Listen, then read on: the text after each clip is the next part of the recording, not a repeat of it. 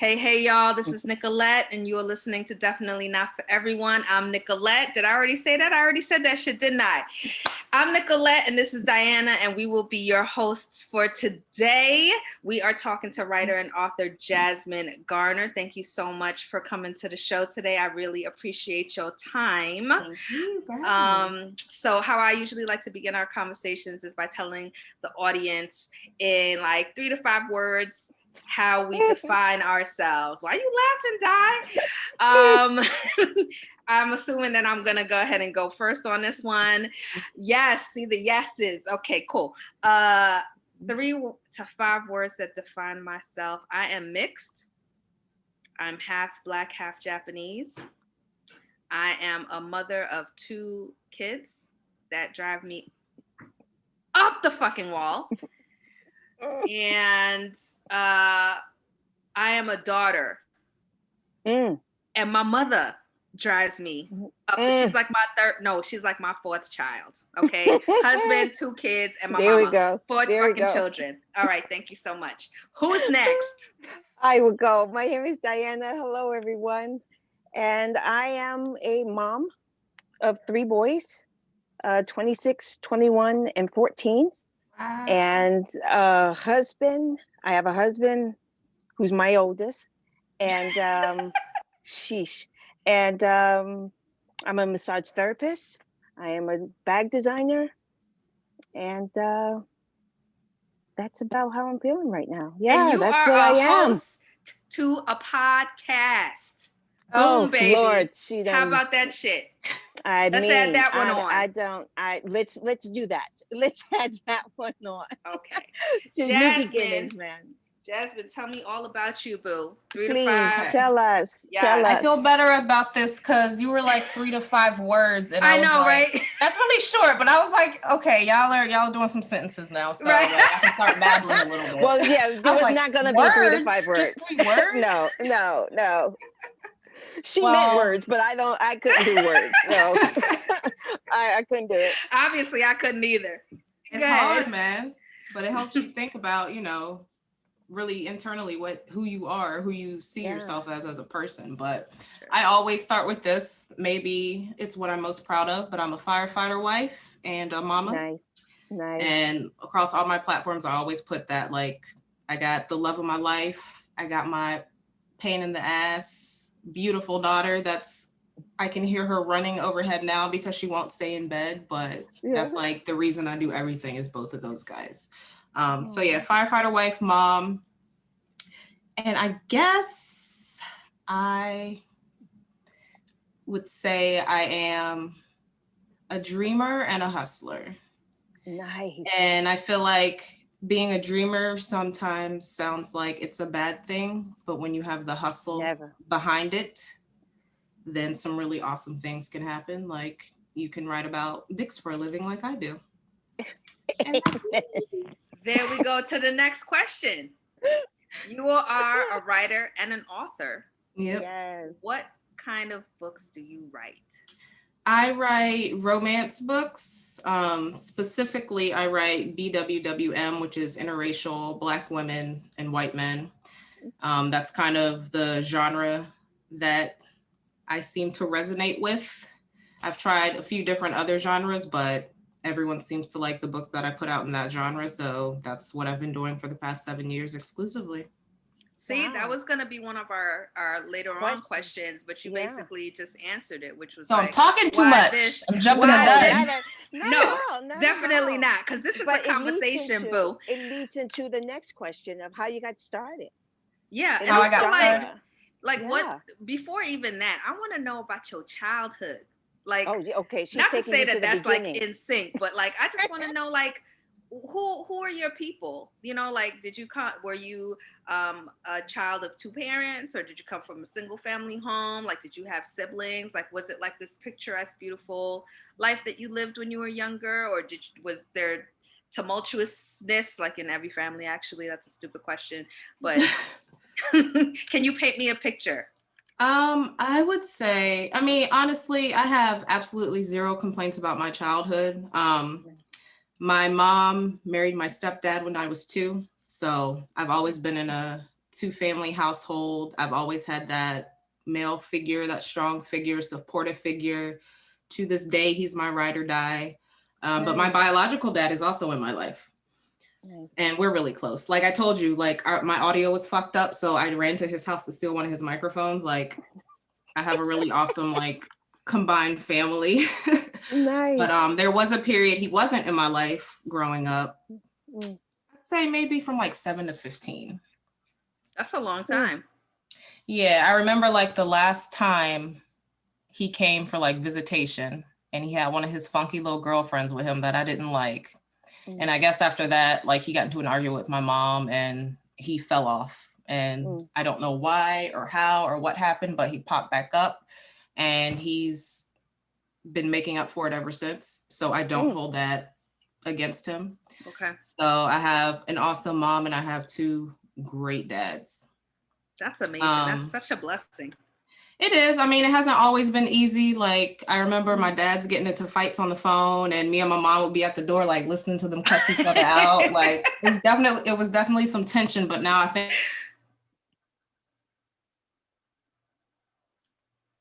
Oh, I lost you. Yeah, I don't have her audio. Oh, okay. Her microphone is going in and out right now, so she's gonna fix it for us. But yo, this is leading into so many questions is going through my head right now. Right. I'm telling you, the mom and dad and everything, and I'm like, well, what do they think about what you do? True.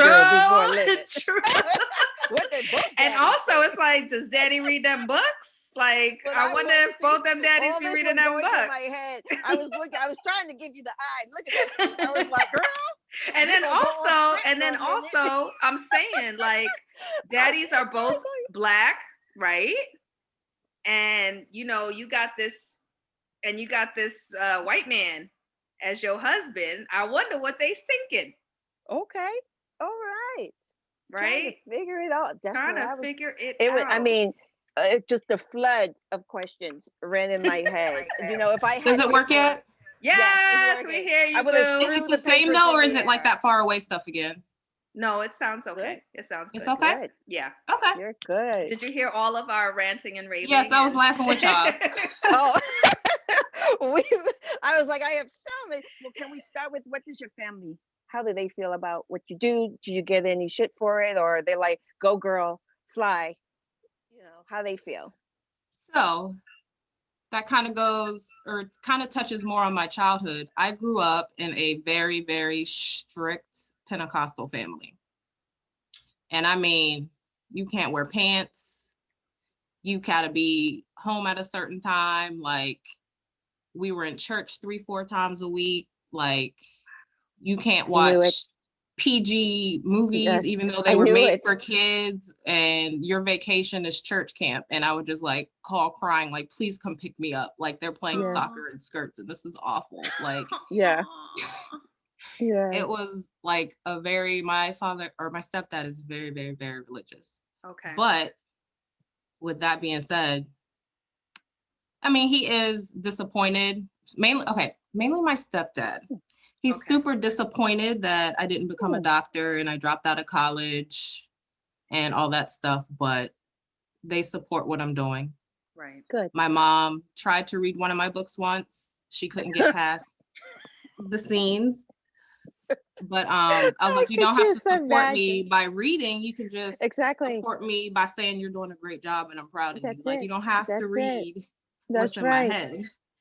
But yeah, they're all supportive. My stepmom, who's married to my biological dad, she'll like, when she gets annoyed with my dad, she'll read like a sex scene from one of my books. That is hilarious.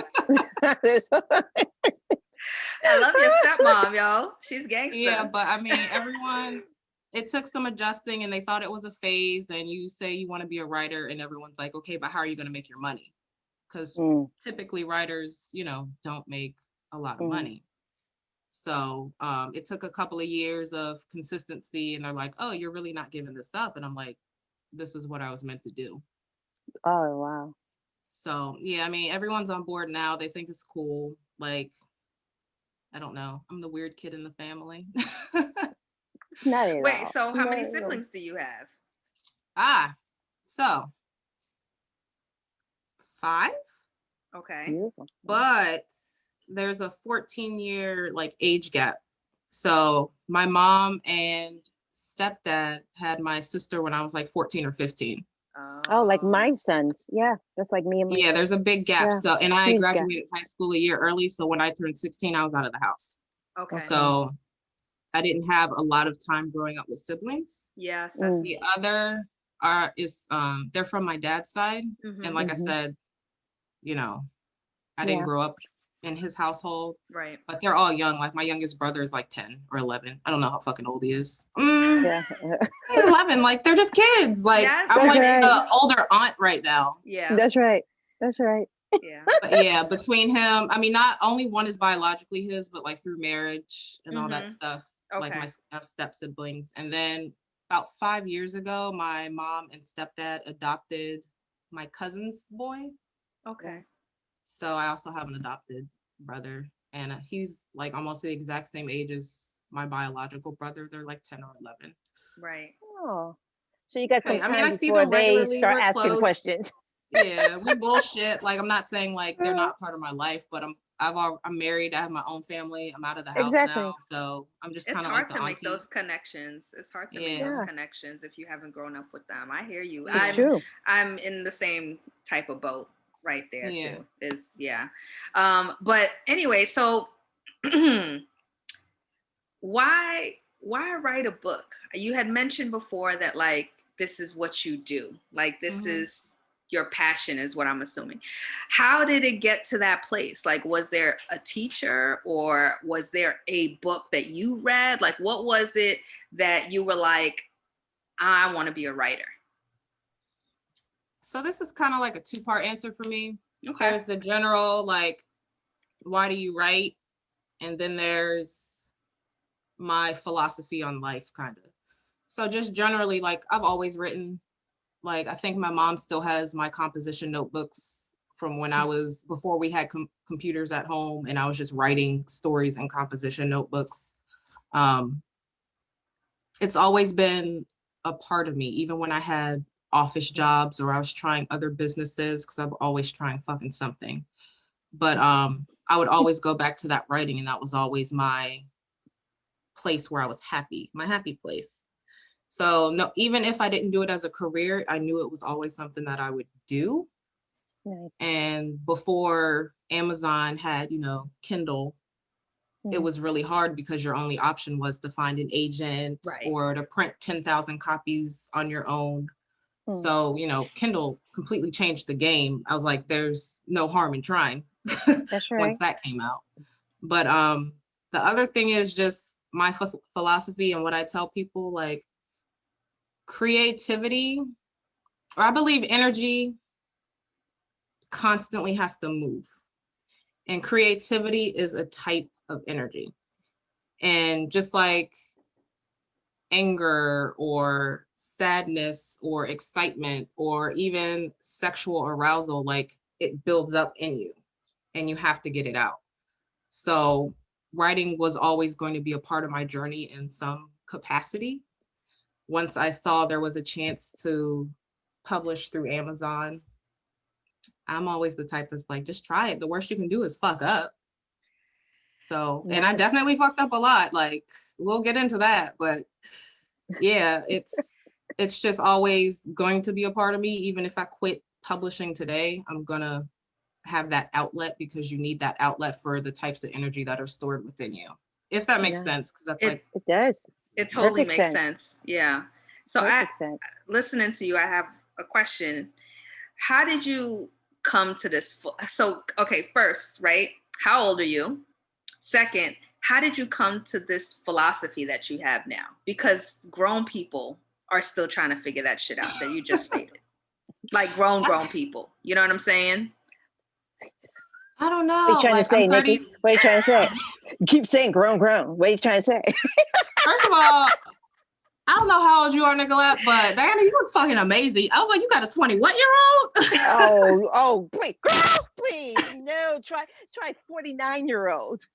Oh, yeah, I'm 32. I'll be 33 in May. I just think, I don't know. I'm a old spirit. I know young people say they're old souls all the time. That's Like bullshit. my husband is old as fuck. Like he's my silver fox. Like Aww. I was like, I was like, you're approaching, or he's not that much older. He'll be 40 this year, but I'm like, Oh my God, are you Wait, serious? okay. Silver Fox, are you 40-year-old, saying that I am old? But I love this it. I interview love it. is turning. It's a compliment though. I don't know if I'm taking that as a compliment. I can't wait to get my gray hair. Like, I just feel like you've made Me it too, and girl. you're at that Girl, confident point in your life. I'll give you some. I'm waiting, Nikki. I'm still waiting for Bitch, mine please, to turn whatever. gray. I'm not even trying to talk to y'all, mother damn. I have no idea why it hasn't Whatever. turned gray yet, but You know what? I don't know why either. All the stress that you've gone through in Blessings. your world. Okay, so Moving I on, love the moving on. philosophy, I do. and I love mean, the that's reason. Wait, so cool. the reason why you write books, right? Why do I write? Yeah. Well, yeah. You kind of said why you write. It's It's something in that you. you've done every day. It's been You gotta something do that it. you've done since you were little. How did you come to that philosophy? Like, how did you come to that philosophy? Was there a moment? Was there a person? I would say, I know you're an old soul, but even as an old soul, you know what I mean? Like, there's that moment or that thing that happens that you're like, you look around you and you see the people in your age group and you're like, what are you doing, bro? Right. Word, for real. I would say the thing that really affects, like, I'm a very introverted person and I'm always constantly looking inward. And a big thing that was out of control early in my life was my anxiety and depression. And it's still an issue now, and it's still something I talk about regularly because it is something that needs to be spoken about. But I really had to look at the factors that were contributing to it and the energies I was letting into my body, the things I was letting rest in my body, and the things that helped me feel moments of relief. Like, you have to pay attention to your entire environment if you want to have a healthy self. And you've got to know, like, you can't just say, oh, you're depressed, go to church, or you're depressed, you need a drink, or you're depressed, just go exercise and release those endorphins. You have to look at what is actually helping you feel better. And writing has always been, like I said, one of those things, which is why I always went back to it. And also, I am really, really, really bad at working at offices, and I've been fired from so many. Like, I got fired, my last office job, I got fired 2 or 3 days before our wedding. And my husband was like, you know what? Like, this ain't for you. This ain't for you. he's like, I'm sick of this shit. Like, we got a little bit stacked up. Like, you've been talking about this writing thing. And this was when Kindle was kind of just popping. So he's like, just try it and see what happens. So, but yeah, it's really just the satisfaction that I want waking up every morning. And I had a quick question too. Sorry. So you're talking about your husband, and it triggered my thought. Your husband is what race? He's white. I mean, he's the human race, but he's a white man. Okay. So a lot of brown and black women and black men, we are kind of taught that we want to try to keep it in the family, right? Want to stay with our own, right? What made you step out into the land of otherness aside from where you're from? Why? What made you open to being with somebody from another race? I get asked this all the time. Like, everyone will say you have to make like a conscious decision to date outside of your race. And I'm like, you kind of have to make a conscious decision to just stay in one lane. Like, I've never put myself in a box, and if the only reason I'm not going to date you is because of the level of melanin in your DNA, then I'm not looking at you as a human. Like, I love, again, your energy. I love that our values are aligned. I love that we share these similar traits and how supportive you are and what we can build together. So why would I say no to that just because he's white? I mean, I'm not saying it's not different and we don't have, problems, but every couple has problems. It's just a different set of problems. I have a question. I was looking at your TikTok, of course, and you mentioned about staying in your lane when someone brought up the question about why don't you write other books besides Black women, white men? You was like, no, I believe it. Hey, this is what works. So I'm going to stay in my lane. You seem so open. And so, but do you have any desires to write about other things or other groups or other stories? So glad you brought that up. So, like I said, when I first started, I wrote a little bit of everything. Like when I was first started writing, I used to write like horror and thrillers and mysteries, but I was really fucking bad at it. Oh, Really? And I was like, what at all? I really do want to get back to it because my favorite author, believe it or not, is Stephen King. Like, wow. Gold. But wow. I was like, I read so much romance. Why am I not trying to write romance? So I was like, okay, I'll dip my toe into this. Well, that's the other question, Nikki. Okay, so this was your thing. This was something you read before you started writing it. So you were a fan of your genre or romance novels before. Yeah, I was. And I did originally write a lot of different kinds. Like I've wrote romantic suspense because I wanted to keep into that thriller lane, but I'm really fucking bad at that. Okay. And every time I wrote what I thought were some really dope, like Zane, like Eric Jerome Dickey, like African American romances, and people were like, nah. So then I went to the BWWM, like I was just dabbing, because in the beginning you're just learning. Right. So I was just doing a bunch of different stuff under a bunch of different pen names. And my first month as Jasmine Gardner, I made $3,000. And I was like, a lot of writing, even though it's fiction, is showing authenticity, even if you're writing about fairy tale lands or something. And I don't like to say that it's been successful because it's relatable to me, but maybe it is. I mean, I don't think interracial relationships are that much different than Black relationships. Like love is love. You're gonna fight, you're gonna have problems, you're gonna have make up sex, you're gonna fight with families. Like there's some differences, but love is love. And if I'm writing about a Black man and a Black woman, why is it any different? But clearly it was, because nobody fucking and I even tried like 2 years ago to get back into it under a different pen name, and people bombed it. And I was like, you know what? I have my lane. The people have spoken, and we just stay here. So when people ask why I write it, like I stay in my lane. It's what people want from me. And if I want to make money doing it, then I need to do what customers want, because it's a business.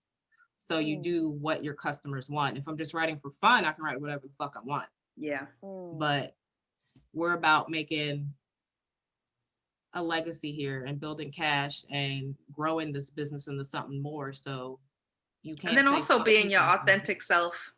Yeah. As well too. And you're doing that in this particular genre. That doesn't mean that you're not going to be open to doing other things later on. Yeah, and it's not like you said. I'm like, I still love you, Black men. Like it's okay. Like I'm not attacking you by writing this.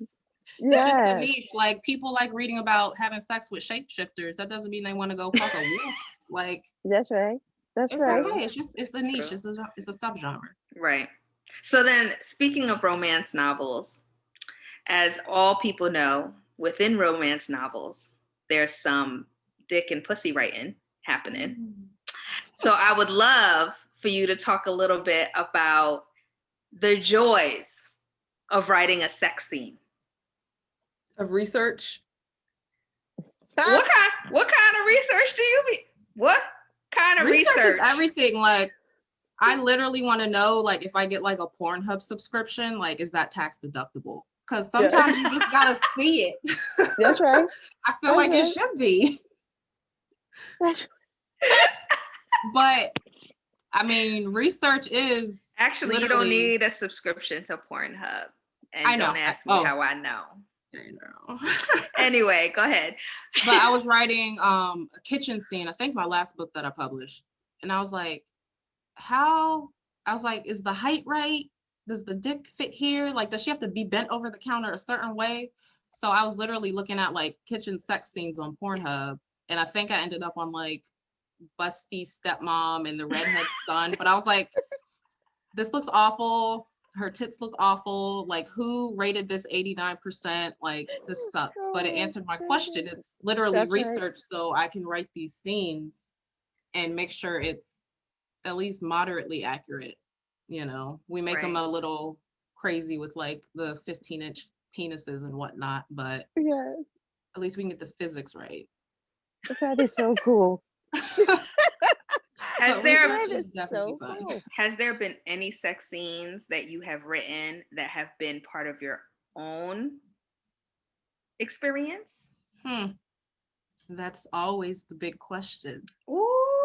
Well, it's always funny, like I'll describe a sex scene that I'm writing or someone will talk about it and my husband's like, oh, did we do that? I was like, did we? Like, do you really want to know the answer to that if it's no?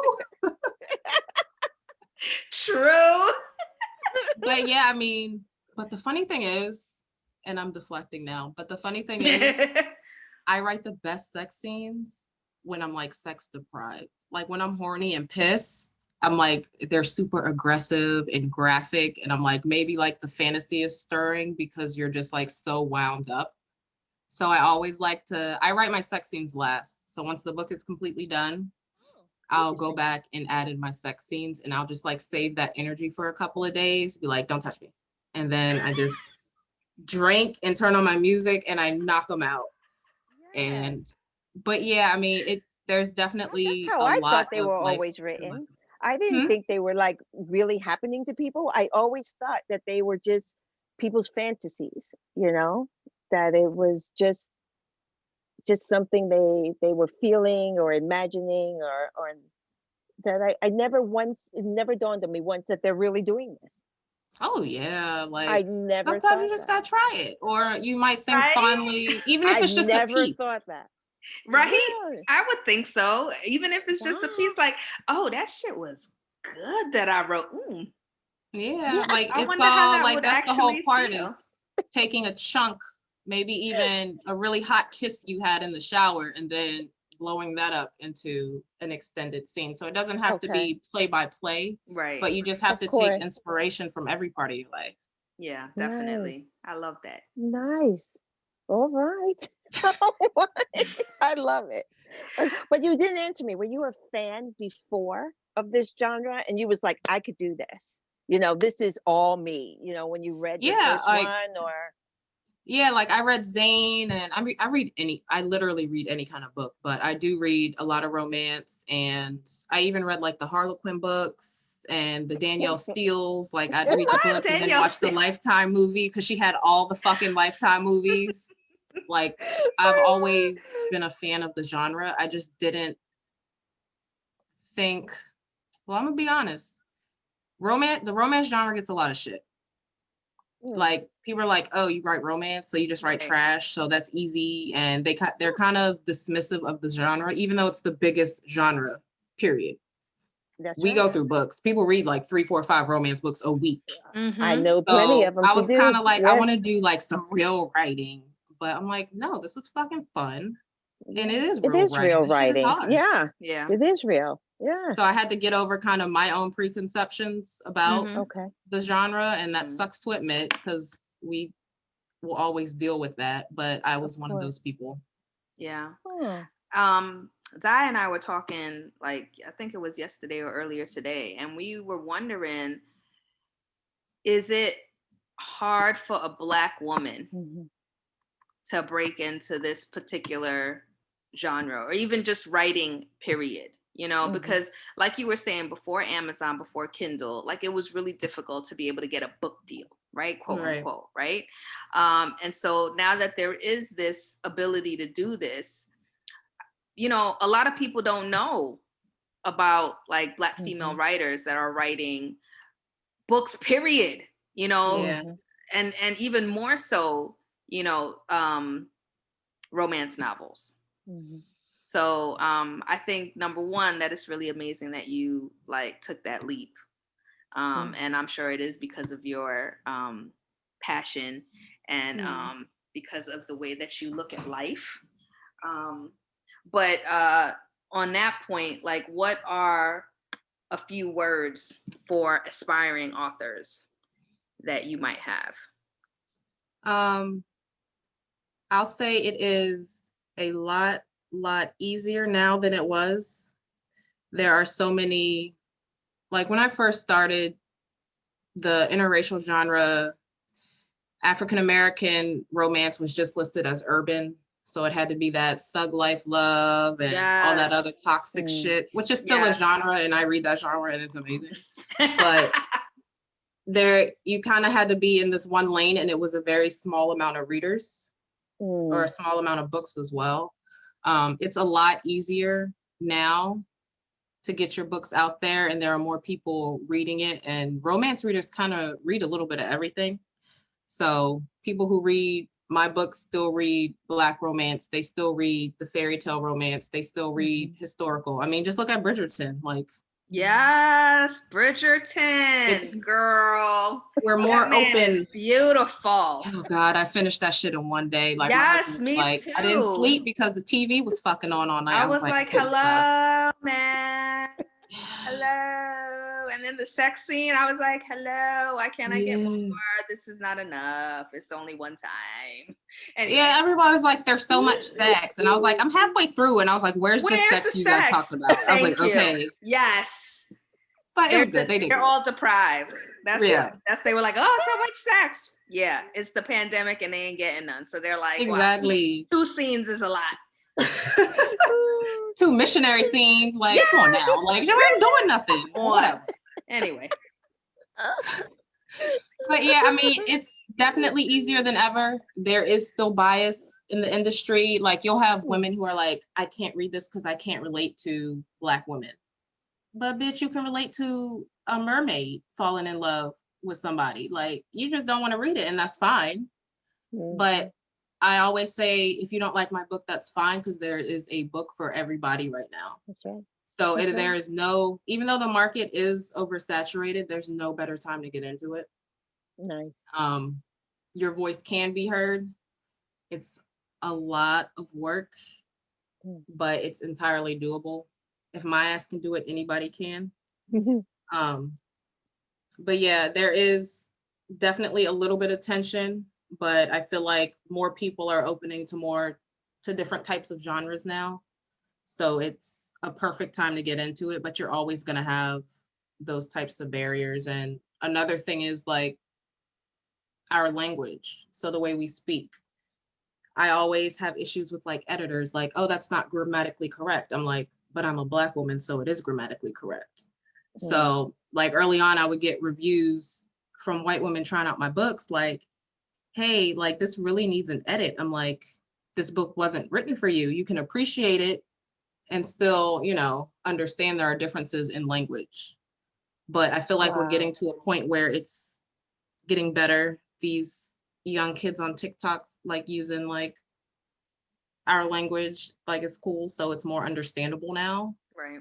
But yeah, I'm not changing it to make it your standard English when I'm writing about a Black woman's experience. Right. Nice. Yeah. So there are those types of barriers, but I mean. Well, I can imagine that TikTok and Instagram and Facebook, has that changed the game for you? I mean, now you are more accessible to people, the author, or you like, I rather just write it and leave all this. Just read my book, damn it. I don't want to expose me to you just to get you to read a book.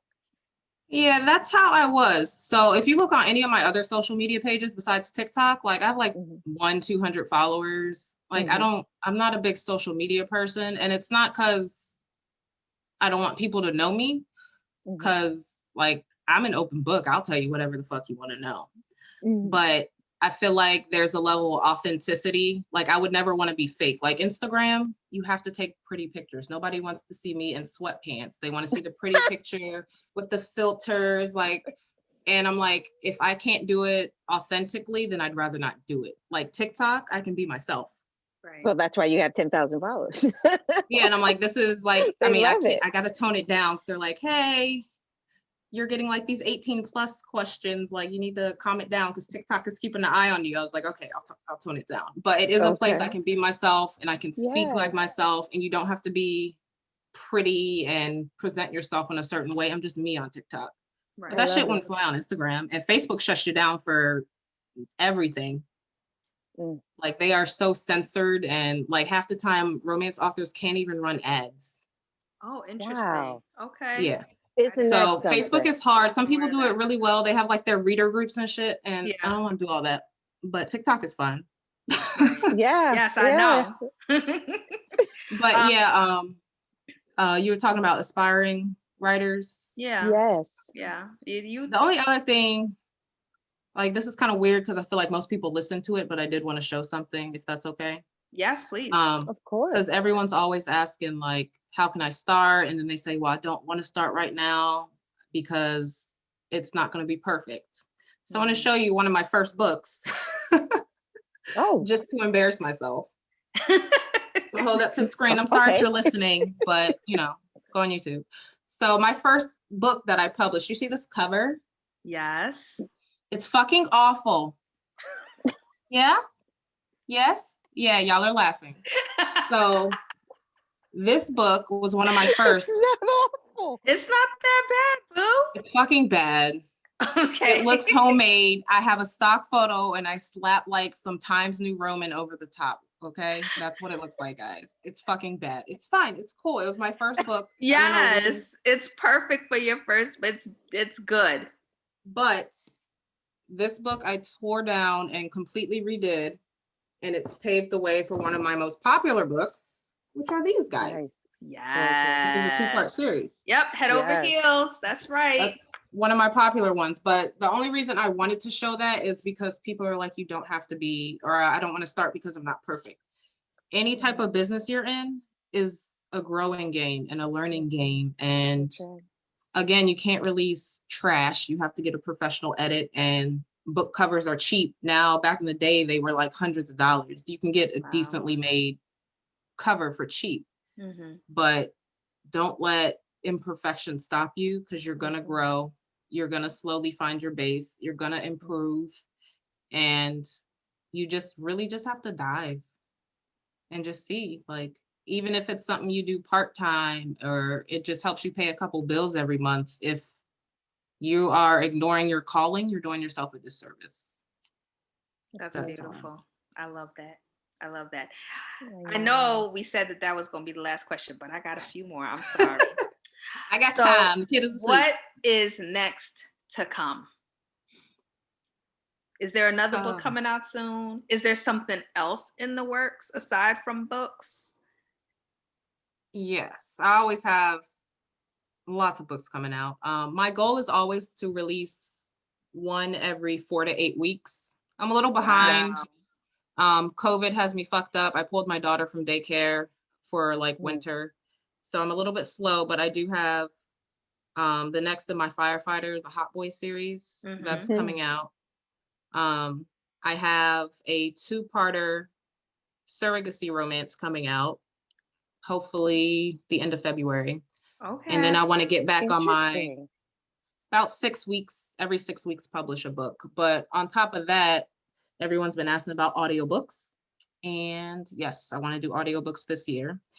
There are a lot, well, they're expensive and there's some issues at Audible, which is the main audiobook producer right now. So I've been holding off on it, but towards the end of the year, definitely audiobooks. And I'm going to start playing with media again in different ways. Like books are cool, but I want to just see what else we can do with the written word and maybe do some type of like fictional podcast, or like I've just been tinkering with ideas. I do want to start something else this year, but that's still in the production phase. I'm working it out with my friend right now. But yeah, definitely more books, audiobooks. Oh, and I have special editions coming out. What? Oh. So those will be coming out as soon as they come in the fucking mail. But I'm gonna do Okay. giveaways. I have a special giveaway coming up with a few of my special editions, which are gonna include bonus content. Nice. All right, cool. And so my last question, not to say that this is Di's last question, because I'm sure she has I'm on board. a question or two, is how for those who are listening who are new to your books, where would you have them begin? Like, what's the book that they should read first? Oh, nice. You caught me off guard because that was not on the list. And now you're asking me to pick a book, me baby. Off guard too. You're asking me to pick a favorite. Like, where did that come from? That was good, right, y'all? Wasn't that good? Anyway. I have my favorites, and then readers have their favorites. And again, it's not about me. It's about what readers love. Mm-hmm. And readers really fucking love the Hot Boy series right now. So definitely start with that, with Mr. January. That is one of my favorites. It's not my most adventurous, but it's a really, really steamy book. There's a lot of tragic backstory and a lot of healing and trauma, like nasty shit they both have to move on from to find love. And there's action and adventure because it's firefighters. You have to throw some action in there. So that's one of my more popular books, one of my more higher rated books, and everyone seems to love that one so far. It's a fun ride. Nice. And a good intro to the series. Well, I feel like that was an awesome conversation that we just had. I'm telling you, I thoroughly enjoyed myself. I feel like I did okay. Like I had the perfect amount of vodka to where I wasn't like slurred. Girl, you didn't tell me we were drinking. I would have got my glass. We always do. We need to have cocktails with this. Yes, we next need time. Be like a happy hour and just bullshit. Yes, that's what it's gonna be next time. We need to keep it real. That's right. All right. Oh my goodness. I wish you would have told me. I'm telling you. We would have been on pause. Like, I would have gotten my margarita. It would have been on. All right. Well, thank you, my love, for coming on to the show. It was a pleasure. I enjoyed it totally. And I hope we can do this again sometime soon. I hope so. Yeah. Absolutely. And we should definitely get my dominatrix friend, because please. Yes, please. Yeah, that little fresh one. There she is. I'm not the only one that's fresh. You got 3 boys. Okay, I only got 2 kids. Thank you so much. I gotta tell you, I need Kiki and listen to this. Oh, anyway. Yeah, that's my oldest. He was like, "Oh, I'll tune in." I was like, "Oh no, you don't want to then." Yeah. Not my bed. No, you don't want to hear mommy. No. So all is well. All is done. I do have one question for you though. Mm-hmm. What was it that your husband said to you that you were like, "Oh yeah"? Look, okay, 2 questions. It's a 2-part question. The first part is, how did he roll up to you? Like, what was his like line to be like, yo, you know, like, cause my husband, it was like, hey, you know, how you doing? My name is David, you know, like, sorry, you know, with that swag, you know, that look, you know, like, what was your husband's? And then the second part to that is, what was it that you were like, all right, like, I could see myself marrying this dude? Funny fucking story. First, I finessed him. So we both worked at Domino's. I was a general manager and he was one of my drivers. But we'd been like flirting for a little bit, nothing serious. But I got out of a relationship and I was like, you know what? I really like this white boy. And then he told me he was a Virgo and I'm a Taurus. So I was like, we're compatible. I was like, we're going to make this happen. So what I did It was Obama's inauguration. And like I said, I'm Mm. close to DC. So DC is just crazy during inauguration. So a lot of managers, when they know it's going to snow or something like that, they'll sleep in the store because you gotta go to work if you wearing food. Right. So I just, was checking him out, counting his money, and I was like, I'm brought my sleeping bag. I'm gonna just sleep on top of the oven tonight because I can't deal with the traffic in the morning and I gotta be here. And he lived near the store. So he was like, okay. And then he left. And then like 5 minutes later, he called the store and was like, do you want to just stay at my house tonight? So you don't have to sleep on top of the oven? I was like, really? That's so sweet. So the first night, it was innocent or whatever. We just talked all night and had a good time. And the second night it went downhill. We was just fucking since then. But I held it out for the first night. I was like, let's just chat. And we obviously had to keep it secret. And eventually I was like, you gotta get this guy out of my store. Cause I was like, I was sick of keeping it secret. And he's like, are you fucking him? I was like, yes. So we had to like split at that point. But yeah, like I was like, I want you at this point now. And he's such like a sweetheart. Like he'll give you the clothes off his back in a fucking heartbeat. And I knew like the second I said I needed help, that I was sleeping on the hard oven, like he would come through. And he did, and it worked marvelously. And we are about to hit, in a couple of weeks, we'll be together for 12 years. Wow. That's my big thing.